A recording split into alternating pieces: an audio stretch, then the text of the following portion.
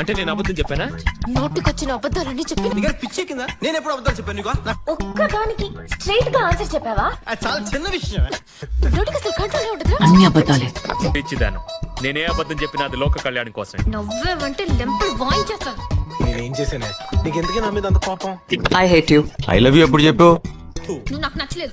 కొత్తగా I hate you చెప్పడానికి ఈ కడుపు నిండా సీక్రెట్సే. నేనేదో 2 విషయాలు దాచాను అంతేగా. చాలా సింపుల్ 2 విషయాలు. జస్ట్ అలా మార్చి చెప్పాను. దీని పెద్ద రాద్ధాంతం చేస్తున్నాం. మార్చడం నీకు అలవాటేగా. నేను చేసింది తప్పే. ఓకే చెప్పాను, ఎవరి కోసం చేశా? కానీ ఎందుకు చెప్పాను తెలుసా? నీకోసమే కదా. నీ బుద్ధి చెడ్డ బుద్ధి. నువ్వు నమ్మక ద్రోహి. నన్ను పిచ్చిదనం చేసావు కదా. అయినా నీలాంటి వాళ్ళని ఎలా నేను ఇష్టపడ్డాను? అబద్ధం నిజం ఏదో ఒకటి చెప్పాను కాబట్టి కదా నాలుగు గుడ్ ఫ్రెండ్ దొరికాడు నీకు. లేకపోతే నీ గొంతు ఎక్కడ నన్ను పట్టించుకుంటా? ఇదంతా విన్న తర్వాత ఈ ప్రసాద్ నేను అపార్థం చేసుకున్నది అని నువ్వు ఫీల్ అవుతావు. చెప్పు తెగిపోతుంది. నేను అటువంటి ఏమి పట్టించుకోను, జరిగిందంతా మర్చిపోను. Okay friends.